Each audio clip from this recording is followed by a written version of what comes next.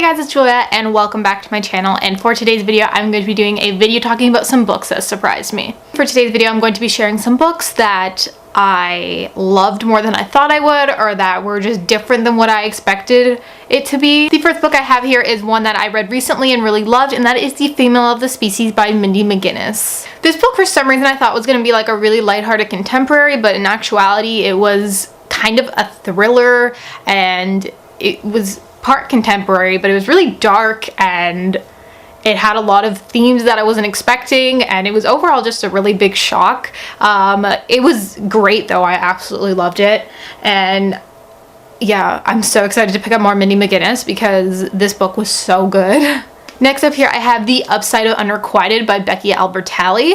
This book is about a girl named Molly who has had a ton of unrequited crushes and has never dated anybody, but she's never been rejected either. There is lesbian rep in this book as well because her sister is lesbian and she and her parents are two moms. I really appreciate that representation in this book, and after reading Simon versus the Homo Sapiens Agenda, I was wondering how Becky could top that, and she definitely, in my opinion, topped it with this book. I enjoyed this more than Simon, and I thought it was absolutely amazing. The writing's great. It's so relatable in so many ways, and if you're like, especially if you're a teenager, I would suggest reading this. It's really interesting. Here I have Under Rose-Tainted Skies by Louise Gornell, and this book I just didn't think I would love as much as I did. Like, there was some high expectations that, like, I heard a lot of great things about it, so I was like excited, but usually with hype I'm kind of iffy if I'm gonna like it. I was worried that the relationship would like cure her mental illness, and like that's not what it does. And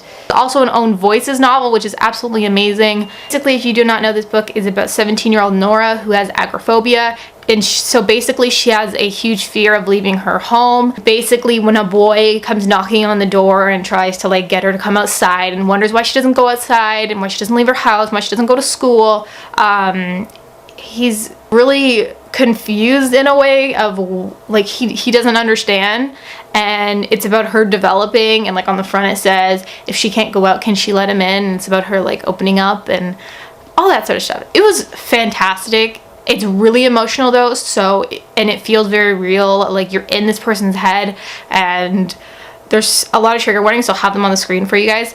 Next up here I have The Sun Is Also a Star by Nicola Yoon. After I read Everything, I read that book and it was okay. There was some insta-love that I absolutely hated in that book. I'm not even gonna deny that that insta-love bothered me so much when I read Everything.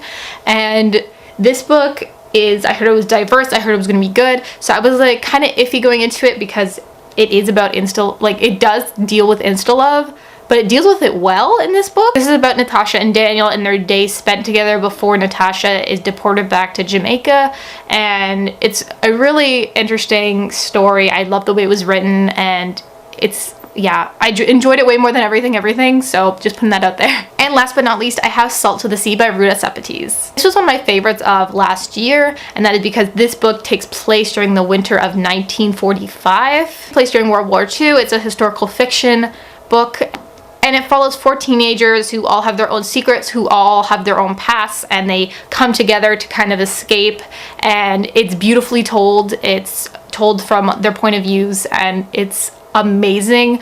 It is it's not huge, but it's like 400 pages, which I was really surprised when I read this pretty quickly, like in a day or two. I was pretty happy with that last year when I did that, and I just couldn't put it down. It was amazing. I would highly recommend this. Even if you're not into historical fiction, this was like my first real historical fiction, and I loved it so much. You guys have it. Those were my 5 books that surprised me. Let me know your thoughts down below and some books that surprised you, and I will see you all very soon with a new video. Bye! Queen for queen and move just like this. When you fall down